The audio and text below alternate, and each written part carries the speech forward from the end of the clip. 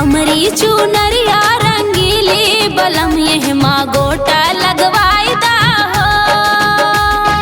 हमरी चुनरिया रंगीली बलम ये माँ गोटा लगवाई दा हो। गोटा लगाई दा हो, गोटा लगाई दा, गोटा लगाई दा हो, गोटा लगाई दा। हम हई नई नवेली बलम ये माँ गोटा लगवाई दा हो। हमरी चुनरिया रंगीली बलम ये माँ गोटा लगवाई दा हो।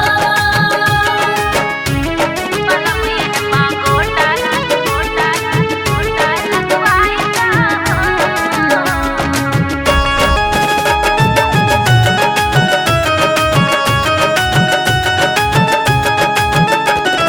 हाथों में भोजन लिए कब से खड़ी हूँ, कब से खड़ी हूँ पिया, कब से खड़ी हूँ।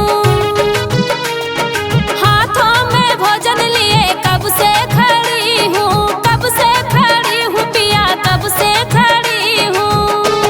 खवैया मेरा दूर बसा है, कोई जाके उनको बुलाए दो। खवैया मेरा दूर बसा है, कोई जाके उनको बुलाए दो। हमरी चुनरिया रंगीली बलम ये माँ गोटा लगवाई दा हो। बलम ये माँ गोटा लगवाई दा हो।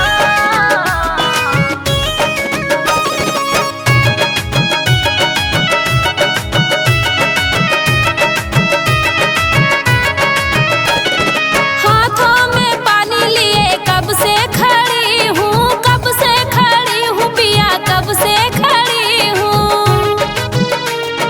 हाथों में पानी लिए कब से खड़ी हूँ, कब से खड़ी हूँ पिया, कब से खड़ी हूँ। पिवैया मेरा दूर बसा है, कोई जाके उनका बुलाई दो। पिवैया